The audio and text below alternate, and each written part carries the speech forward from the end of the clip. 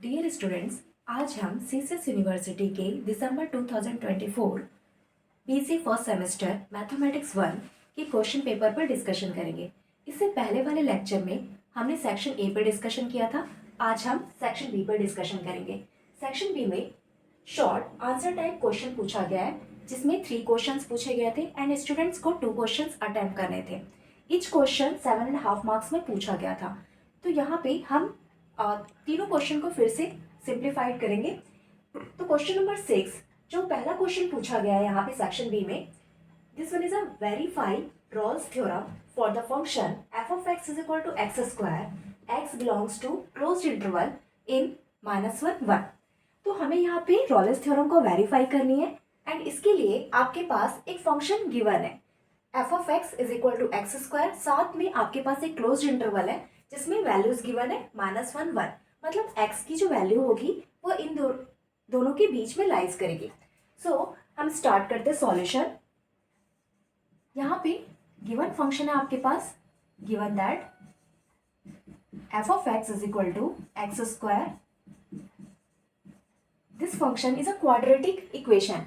यहाँ पे जो एक्स स्क्वायर है ये एक पॉलिनोमियल है, या फिर हम इसे क्वाड्रेटिक इक्वेशन भी कहते हैं। So this is a quadratic equation.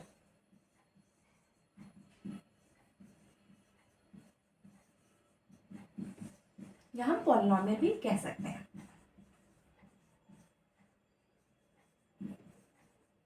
And साथ में एक इंटरवल दिया गया है x belongs to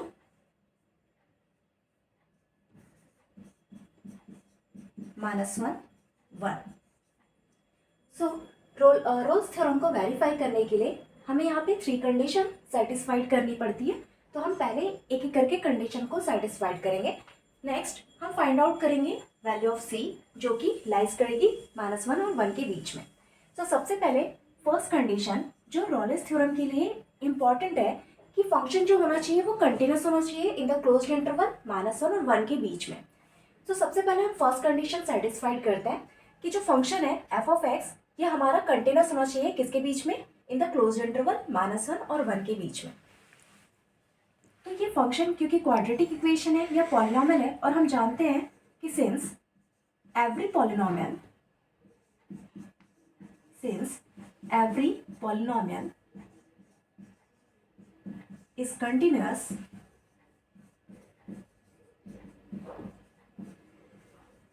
in the closed interval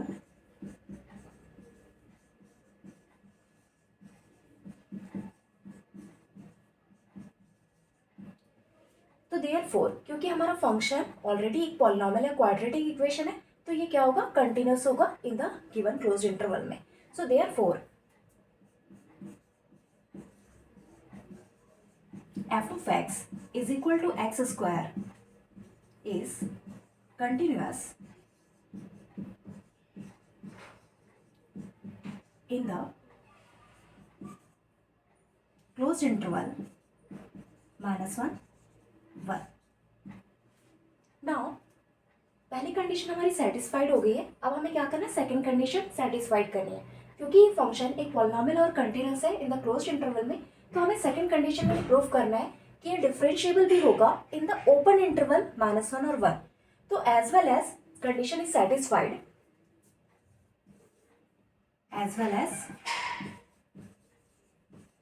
function is differentiable, as well as function x square is differentiable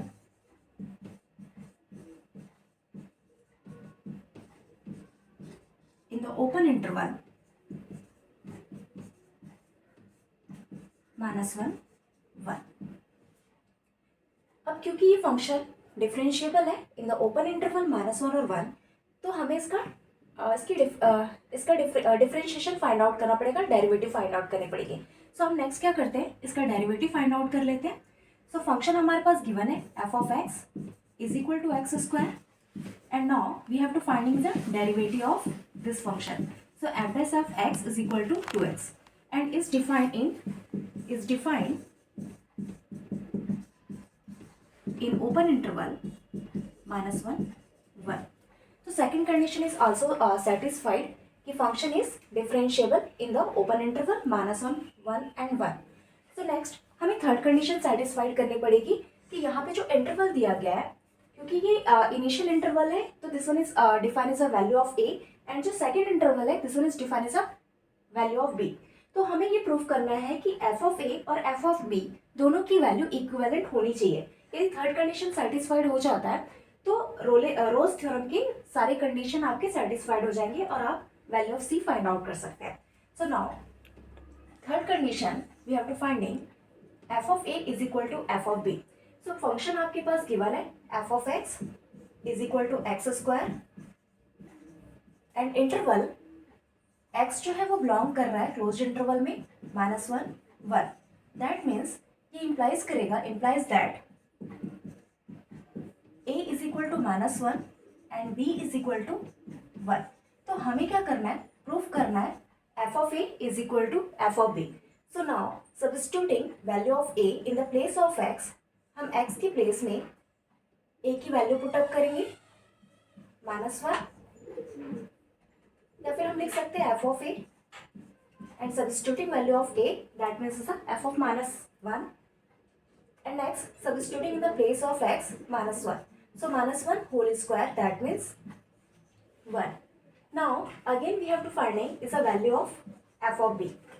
so now substituting value of B, तो b is equal to 1, तो I substituting x in the place of x value of B, so here 1 का whole square, so this one is equivalent of 1। तो यहाँ पे F of ए की value हमें मिल रही है 1, एफ ऑफ बी की वैल्यू मिल रही है 1, मतलब यहाँ से हमें दोनों वैल्यूज इक्विवेलेंट मिल रहा है। तो यहाँ से कंडीशन सेटिस्फाइड होती है कि value of F of A is equal to value of F of B is equal to 1। ये आपकी थर्ड कंडीशन है रॉलेस थ्योरम की, एंड यहाँ पे रॉलेस थ्योरम की ऑल कंडीशन सेटिस्फाइड हो रहे हैं। फर्स्ट कंडीशन कि आपका फंक्शन जो है वो कंटिन्यूस होना चाहिए in the closed interval, and second condition कि फंक्शन डिफरेंशिएबल होना चाहिए ओपन इंटरवल में, एंड साथ में थर्ड कंडीशन कि f of A is equal to F of b, ये दोनों इक्विवेलेंट होने चाहिए। तो here hence all conditions of Rolle's theorem are satisfied, all conditions of Rolle's theorem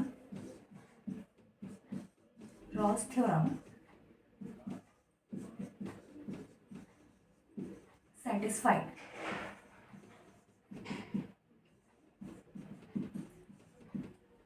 now अब हमें एक ऐसी वैल्यू c फाइंड आउट करनी है जो कि इन दोनों इंटरवल के बीच में होगी, -1 और 1 के बीच में होगी। तो कंडीशन रॉल्स थ्योरम का नेक्स्ट स्टेटमेंट कहता है कि there exists a point C lies in the closed interval such that f dash of C is equal to 0। आपको क्या करना है, इस कंडीशन को यूज करनी है और C की वैल्यू यहाँ पे फाइंड आउट करनी है। तो हम यहाँ पे जो हमने डिफरेंशिएट किया था फंक्शन, यहाँ पे हमने फंक्शन डिफरेंशिएट किया था F dash of x is equal to 2x, इसे हम इक्वेशन 1 दे देते हैं, दिस वन इज इक्वेशन 1। हमें यहाँ पे x के प्लेस में सब्स्टिट्यूट करना है c। So now I substituting x is equal to c in the equation 1, so F dash of c is equal to 2c, ठीक है, 2x।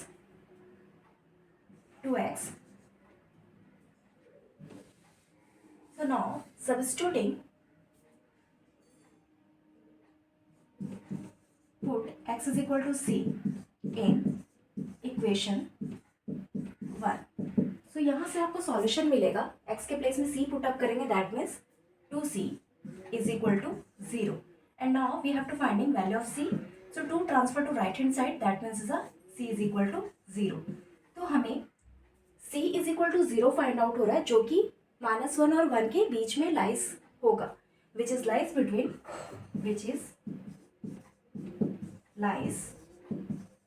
in closed into 1, -1 or 1. So verifies Rawls theorem. Hence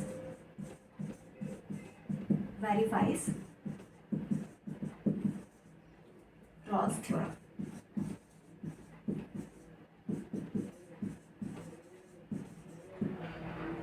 ठीक है, तो ये आपका question number 6 पूछा गया था, जिसमें आपको सबसे पहले 3 कंडीशंस प्रूफ करने थे। आफ्टर देन आपको फाइंड आउट करना था वैल्यू ऑफ सी, जो कि माइनस और 1 के बीच में होना चाहिए। तो हमने उसकी प्रॉपर्टी यूज की कि average of C is equal to 0।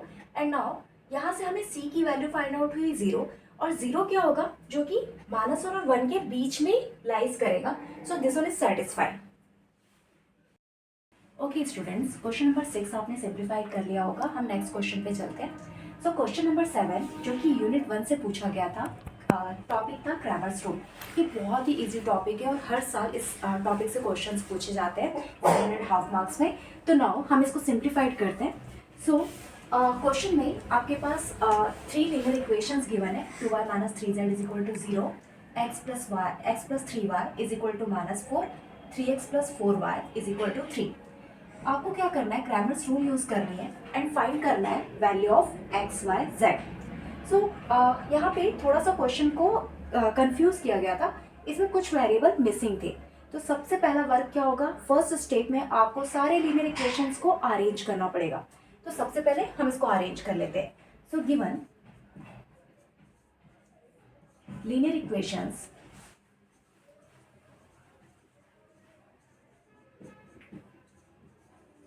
are, first equation is 2y - 3z is equal to 0। पहले लीनियर इक्वेशन में x मिसिंग है, तो सबसे पहले हम इस इक्वेशन को x y z के फॉर्म में अरेंज करेंगे। तो जो मिसिंग वैल्यू है उसका जो कोफिशिएंट होगा वो 0 होगा। तो 0 × x plus is given equation is 2y - 3z is equal to 0। In the second equation, जो आपका सेकेंड लीनियर इक्वेशन है, इसमें x और y वेरिएबल गिवन है, z वेरिएबल मिसिंग है। तो z का जो कोफिशिएंट होगा वो 0 होगा। तो हम इसे अरेंज कर लेते हैं, x + 3y plus 0 × z is equal to -4। Next last equation में आपके पास x और y वेरिएबल गिवन है, z वेरिएबल मिसिंग है। तो मिसिंग वेरिएबल का जो कोफिशिएंट होगा वो होगा 0। तो हम इसको अरेंज कर लेते हैं, 3x + 4y + 0 × z is equal to 3। ठीक है, ये आपकी लीनियर इक्वेशन है जो हमने अरेंज कर लिया। अब हमें क्या करना है, इसे मैट्रिक्स फॉर्म में अरेंज करके कोफिशिएंट मैट्रिक्स निकाल लेते हैं। सो यहाँ पे जो फर्स्ट इक्वेशन है, फर्स्ट इक्वेशन में coefficient of x, coefficient of y, coefficient of z, ये आपका फर्स्ट रो होगा। सेकेंड इक्वेशन की जो कोफिशिएंट ऑफ x होंगे, coefficient of y, coefficient of z, this is the second row. And third equation में coefficient of x, coefficient of y, coefficient of z, this is the third row. तो हम arrange करते हैं। जो first equation है, इसका जो coefficient of x है ये है 0, coefficient of y in the first equation is 2, coefficient of z in the first equation is -3। ठीक है, तो ये आपका फर्स्ट रो हो गया। सेम सेकंड इक्वेशन से हम coefficient of x, coefficient of y और कोफिशिएंट ऑफ z यहाँ पे पुट अप करेंगे in the second row. So coefficient of x here is 1, coefficient of y is 3 and coefficient of z is 0। Similarly in the third equation हम फिर से find out करेंगे coefficient of x, coefficient of y, coefficient of z। ये आपका third row represent करेगा। So coefficient of x is 3, coefficient of y is 4 and here coefficient of z is 0। तो ये आपका कोफिशिएंट मैट्रिक्स हो गया। Now यहाँ पे जो नंबर ऑफ वेरिएबल्स है जिसके लिए आपको वैल्यूज फाइंड आउट करनी है, यहाँ पे 3 वेरिएबल्स है x y z, that means ये आपका कॉलम मैट्रिक्स होगा x y z, it is representing capital X। And next जो राइट हैंड साइड में आपके वैल्यूज दिए गए हैं, ये होगा b1 b2 b3। तो ये आपका कॉलम मैट्रिक्स होगा, इज अ मैट्रिक्स B। तो this one is defined as a matrix form AX is equal to B। यहाँ पे A जो है this one is a coefficient matrix, X is a column matrix is a number of variables, B जो है right hand side column matrix. तो where A is equal to, this is a coefficient matrix, is representing 0, 2, -3, 1, 3, 0, 3, 4, 0, and capital X is equal to column matrix is X, Y, Z, and right hand side में आपके पास column matrix है B is equal to 0, -4, 3। ना क्योंकि हम यहाँ पे Cramer's rule use करनी है, तो क्रैमर्स रूल में हम क्या करेंगे, जो कोफिशिएंट मैट्रिक्स है इसका सबसे पहले डिटरमिनेंट फाइंड आउट करेंगे। सो बाय क्रैमर्स रूल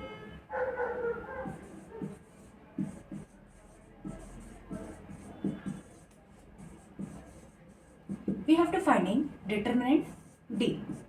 आपको कोफिशिएंट मैट्रिक्स का क्या करना है, डिटरमिनेंट फाइंड आउट करना है। So coefficient matrix is 0, 2, -3, 1, 3, 0, 3, 4, 0। ठीक है, तो हम सबसे पहले क्या करेंगे, ये आपके पास जो कोफिशिएंट मैट्रिक्स है इसका एक्सपांशन करेंगे बाय फर्स्ट रो। तो सबसे पहले फर्स्ट रो के साइन डिसाइड कर लेते हैं। जो फर्स्ट रो होगा इसमें फर्स्ट वैल्यू का साइन होगा पॉजिटिव, सेकंड वैल्यू का साइन होगा नेगेटिव एंड थर्ड वैल्यू का साइन होगा पॉजिटिव। क्योंकि हम फर्स्ट रो से स्टार्ट कर रहे हैं, सो फर्स्ट रो को हम क्या करेंगे, हाइड कर देंगे। सो नाउ कैलकुलेशन स्टार्ट करते हैं। सो यहाँ पे हम कैलकुलेशन करेंगे। फर्स्ट रो का फर्स्ट एलिमेंट है 0, सो हम 0 से कैलकुलेशन स्टार्ट करेंगे। D is equal to 0 multiplied first row, first column is hided, so remaining determinant is 3, 0, 4, 0। So हम यहाँ पे रिप्रेजेंट करेंगे 3, 0, 4, 0। नाउ जो सेकेंड एलिमेंट है वो है -2, सो यहाँ पे हम लिखेंगे -2 first row and second column. ठीक है, first row and second column is hided, that means remaining is 1, 3, 0, 0। तो यहाँ पे इसको हाइड करने के बाद जो रिमेनिंग बच रहा है वो है क्या, 1, 3, 0, 0। सो हम इसी ऑर्डर में लिखेंगे 1, 3, 0, 0। नाउ जो आपका थर्ड एलिमेंट है यहाँ पे प्लस साइन होगा एंड एलिमेंट जो है वो है -3। Now first row third column is deleted, so यहाँ पे जो रिमेनिंग होगा 1, 3, 3, 4। So remaining is 1, 3, 3, 4। Now calculation start करते हैं। So this is a 2 cross 2 determinant, तो हम यहाँ पे क्रॉस मल्टीप्लिकेशन करेंगे। तो 3 is multiplied to 0, that means is 0, -4 is multiplied to 0 is 0, -2 multiplication is a cross multiplication 1 into 0, that means 0. 3 multiplication 0 is 0. Now plus minus is -3 is multiplied. Cross multiplication 1 into 4 is 4, minus 3 into 3 is 9. So now calculation 0 minus 0 and multiplication 0 is 0. 0 minus 0 is 0 and multiplication is 2 is 0.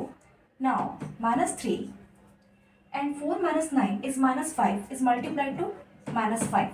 So here D is equal to 15. Okay, -3 into -5 is a 15. So D is equal to 15. तो हमें determinant find out हो रहा है 15। Now हमें फिर से क्या करना है, dx फाइंड आउट करना है। तो नेक्स्ट फिर से हम क्या करेंगे, न्यू डिटरमिनेंट रिप्रेजेंट करेंगे dx, क्योंकि यहाँ पे हम x के लिए dx निकाल रहे हैं। फॉर वेरिएबल x के लिए हम क्या कर रहे हैं, डिटरमिनेंट फाइंड आउट कर रहे हैं। इसलिए हम क्या करेंगे, जो फर्स्ट कॉलम है, ठीक है, तो हमारे जो कोफिशिएंट मैट्रिक्स है उसमें सेकंड कॉलम और थर्ड कॉलम जो होगा एज इट इज होगा, बट फर्स्ट कॉलम को हम क्या करेंगे, इसे रिप्लेस कर देंगे कॉलम मैट्रिक्स ऑफ बी से। सो आपका जो second column and third column होगा, this one is as it is,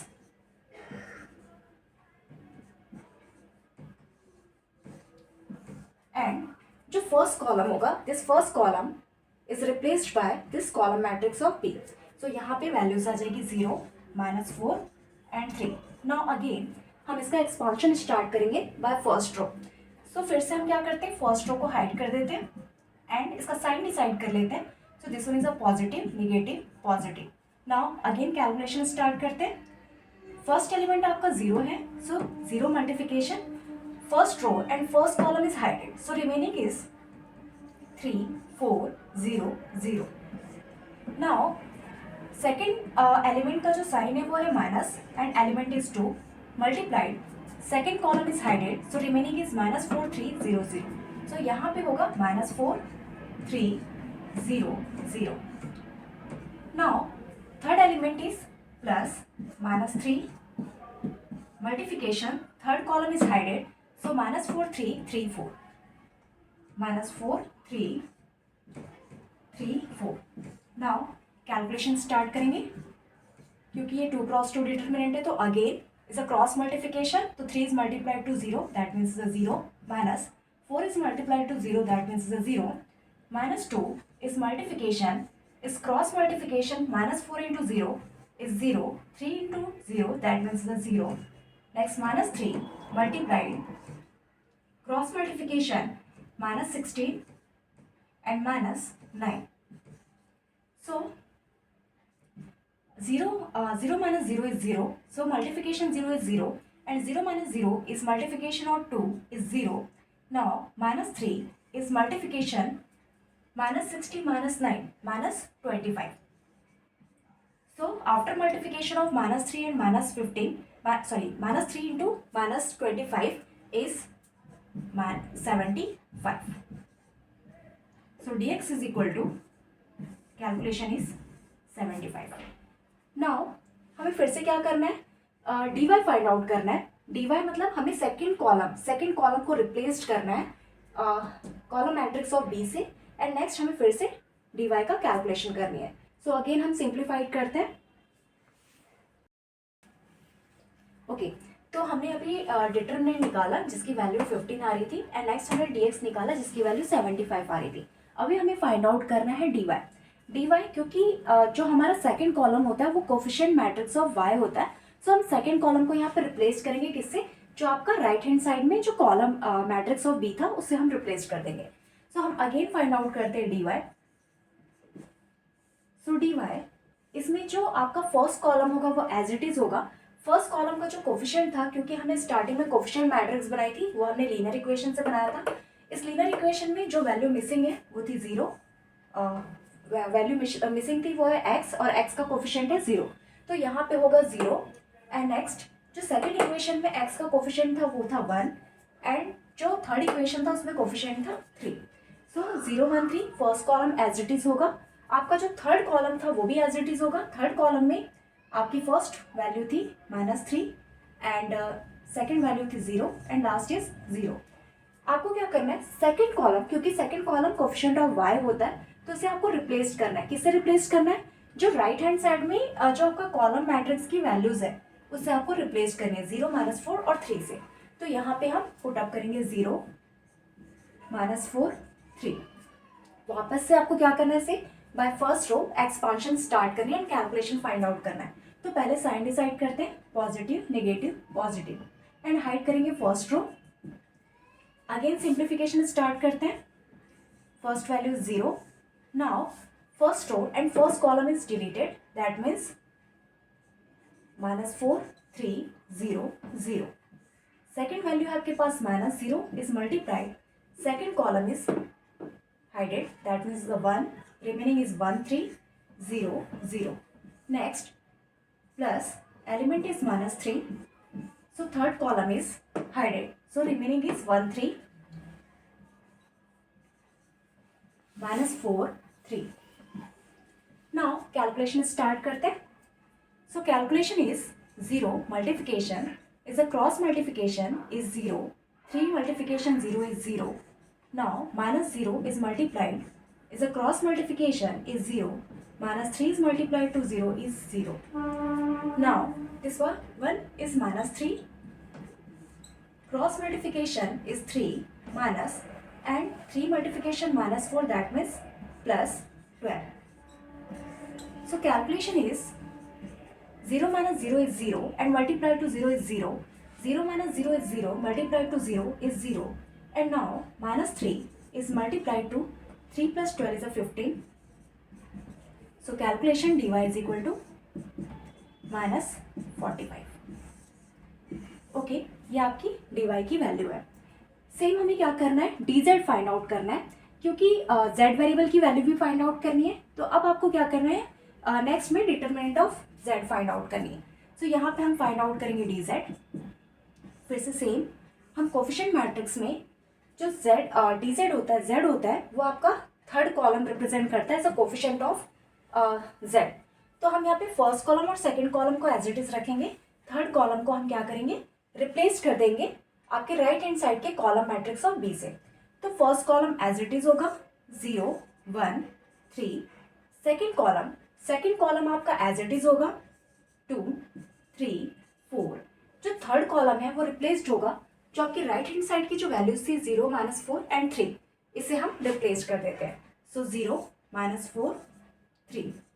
now again हम एक्सपांशन करेंगे by first row. So first row is hided, sign decide कर लेते हैं, positive negative positive. So again calculation 0 multiplied first row, first column is hidden, so remaining is 3 4 -4 3. Now second element is -2 multiplied, second column is hidden, so remaining is 1 3 -4 3. Now plus 0 multiplied, third column is hidden 1 3 3 4. Now calculation is 0 multiplied is a cross multiplication 9 and multiplication 4 minus 4, that means is a plus 16, minus 2 multiplied is a cross multiplication is 3 plus 12 plus 0 multiplied is a cross multiplication 4 minus 9. So calculation is 0 multiplied to 25, that means 0, minus 2 multiplied 3 plus 12 is a 15, plus 0 multiplied to minus 5, that means 0. So calculation is dz is equal to minus 30. तो यहाँ पे हमें values find out हो रही है। d की value आपको find out हुई थी 15, dx की वैल्यू फाइंड आउट हुई 75, dy की वैल्यू आपको फाइंड आउट हो रही है -45, dz की वैल्यू मिल रही है -30। अब हमें क्या करना है, फॉर्मूलेज यूज करने हैं एंड फाइंड आउट करना है value of x y z। तो हमने ऑलरेडी फाइंड आउट कर लिया है value of determinant, value of dx, value of dy, value of dz। अभी हमें फाइंड आउट करना है value of x, value of y, value of z by Cramer's rule. तो we know that formula is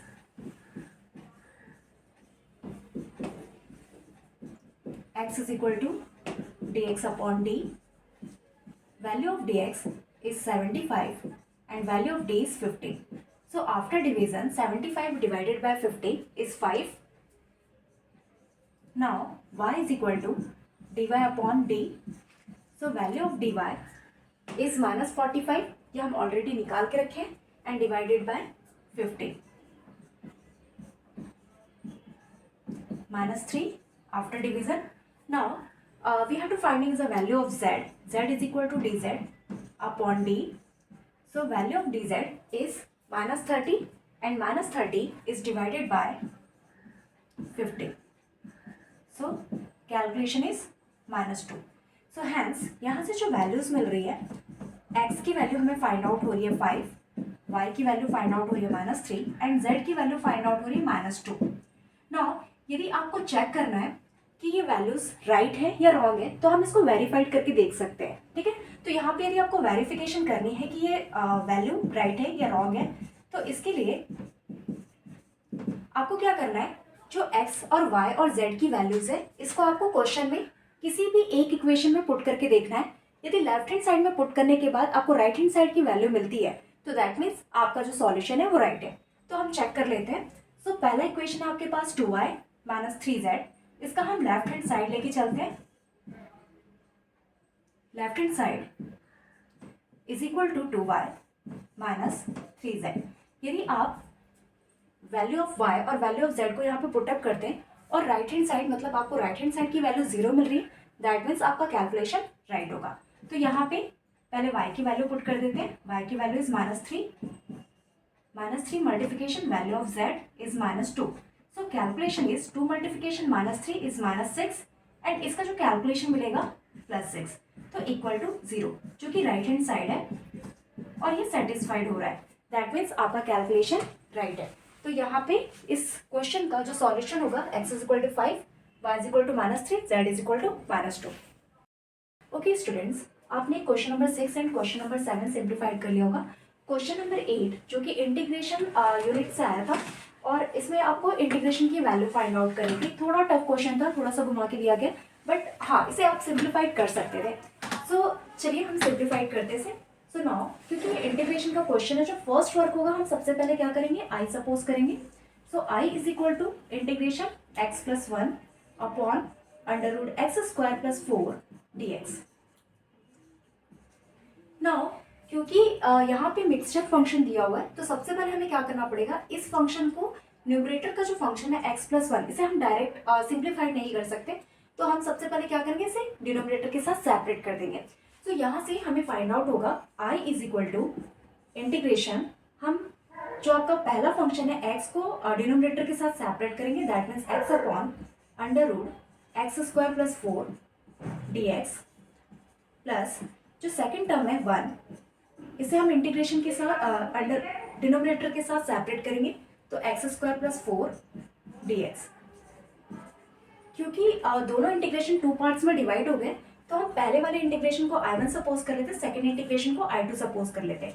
so now I is equal to हमें find out होगा I1 plus I2। This is a equation 1। Now एक एक करके हम क्या करते हैं, first integration and second integration को सिंप्लीफाइड करेंगे। सो फर्स्ट इंटीग्रेशन को हम सिंप्लीफाइड कर लेते हैं। So now I1 is equal to integration x upon under root x square plus 4 dx। अच्छा, यहाँ पे जो डिनोमिनेटर है, कभी भी क्या होता है, जब अंडर रूट में कोई फंक्शन होता है तो हम इसे सब्स्टिट्यूशन मेथड से सिंप्लीफाइड करते हैं। और यहाँ पे मुझे दिख रहा है कि अंडर रूट के अंदर का जो फंक्शन है, इसको हम यदि सपोज कर ले और इसको डिफ्रेंशिएट करें तो न्यूमरेटर फाइंड आउट हो जाएगा। तो यहाँ पे आपको सब्स्टिट्यूशन मेथड लगाना था, सब्स्टिट्यूशन मेथड लगा के इस पार्ट का इंटीग्रेशन फाइंड आउट करना था। तो हम सबसे पहले क्या करते हैं, जो अंडर रूट के अंदर फंक्शन है इसे t सपोज कर लेते हैं। So t is equal to suppose कर रहे हैं एक्स स्क्वायर प्लस 4, क्योंकि t क्या है यहाँ पे, डिपेंडेंट वेरिएबल है, डिपेंडेंट किस पे, x पे, और x is a independent variable, तो t is differentiating with respect to x। तो यहाँ पे हम t को क्या करेंगे, डिफरेंशिएट करेंगे विथ रिस्पेक्ट टू x। तो यहाँ पे एक्स स्क्वायर का डिफरेंशिएशन हो जाएगा 2x and 4 is a constant value, that means differentiation is 0। So यहाँ से मिलेगा dt upon dx is equal to 2x। अब मुझे यहाँ पे क्या करना है, x dx की वैल्यू फाइंड आउट करनी है, क्योंकि क्वेश्चन में हमारे पास x dx दिया गया है। तो यहाँ से हमें फाइंड आउट होगा dt is equal to 2x dx and now हम x dx की वैल्यू फाइंड आउट करेंगे, that means 2 transfer to left hand side dt by 2। So now इसको हम क्या करते हैं, इंटीग्रेशन में पुट अप कर देते हैं। सो हम I1 में इसे पुट अप करेंगे, I1 is equal to integration x dx की वैल्यू हम यहाँ पे पुट अप करेंगे dt बाय 2 एंड यहाँ पे जो under root x square plus 4 इसकी वैल्यू हमने सपोज की है वेरिएबल t, हो जाएगा dt अपॉन 2। क्योंकि हमने ये पूरा फंक्शन t में चेंज कर दिया, तो अब integration with respect to t होगा और 1/2 यहाँ पे कांस्टेंट वैल्यू है, तो इंटीग्रेशन से हम 1/2 को बाहर लेते हैं। सो यहाँ पर रिमेनिंग बचेगा t to the power -1/2 dt। We know that क्योंकि इंटीग्रेशन हमें t के रिस्पेक्ट में करना है और हमें फॉर्मूला पता है x to the power n का, तो यहाँ पे जो फॉर्मूला लगेगा वो integration of x to the power n का लगेगा। सो इसका इंटीग्रेशन स्टार्ट करते हैं। तो हमें फॉर्मूला पता है integration of x to the power n dx is equal to होता है x to the power n plus 1 upon n plus 1। Okay, तो हमें इंटीग्रेशन फाइंड आउट करना है, तो इक्वल टू हमारे पास है 1/2 integration t to the power -1/2 dt। तो इंटीग्रेट करना विथ रिस्पेक्ट टू t, और ये variable to the power n है, दैट मीन्स हम फॉर्मूला यूज करेंगे integration x to the power n dx is equal to x to the power n plus 1 upon n plus 1।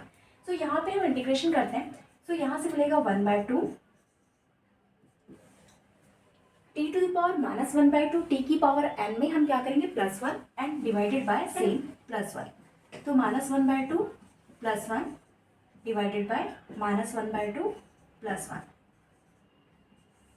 So calculation is 1/2 t to the power -1/2 plus 1. तो -1/2 plus 1 after LCM this one is equivalent of 1/2. तो t to the power 1/2 divided by 1/2. So 1/2 1/2 this one is cancelled and here remaining is t to the power 1/2, that means is a under root t. And now substituting value of t is x square plus 4. तो यहाँ पे t की value put up कर देते हैं x square plus 4. So I1 is equal to हमें find out हो रहा है under root x square plus 4. Now हमें क्या करना अभी, next integration I2 find out करनी है. तो I2 को हम अगेन इंटीग्रेट कर लेते हैं. So I2 is equal to आपके पास फंक्शन है 1 upon under root x square plus 4 dx. आप चाहो तो इसको चेंज करके आप ऐसे भी लिख सकते हो, integration 1 upon under root x square plus 2 square, क्योंकि 4 इज इक्विवेलेंट ऑफ 2 का square. So dx is equal to dx. तो हमें क्या करना है, इस I2 की वैल्यू फाइंड आउट करनी है. तो वी नो दैट, क्योंकि हमें फॉर्मूला पता है कि integration of 1 upon under root x square plus a square dx is equal to, formula क्या होता है, log x plus under root x square plus a square x square plus a square. So हम यहाँ पे value put कर देते हैं. So I2 is equal to आपको फाइंड आउट होगा log x plus under root x square plus 4. ठीक है, यहाँ पे जो under root x square plus a square है, this one is a under root x square plus a square के place में under root x square plus 4. तो x plus under root x square plus 4, ये हमें I2 की value मिल रही है. Now हमने I1 और I2 की वैल्यू निकाल ली है. इस I1 और I2 की वैल्यू को हम क्या करते हैं, इक्वेशन 1 में पुट अप कर देते हैं. सो फ्रॉम इक्वेशन 1 में हम वैल्यू सब्स्टिट्यूट करेंगे. I is equal to, from equation 1 में दिया I1 प्लस I2. सो यहाँ पे हम I1 की वैल्यू पुट अप करेंगे. I1 की वैल्यू आपके पास under root x square plus 4 and I2 की वैल्यू आपके पास log x plus under root x square plus 4. क्योंकि हम यहाँ पे इंटीग्रेशन कर रहे हैं और इंटीग्रेशन के एंड में हमें एक कांस्टेंट वैल्यू ऐड करनी पड़ती है, तो यहाँ पे हम एक कांस्टेंट ऐड करेंगे प्लस सी. सो इस क्वेश्चन का जो कंप्लीट इंटीग्रेशन होगा, this complete integration solution is I is equal to under root x square plus 4 plus log x plus under root x square plus 4 plus constant.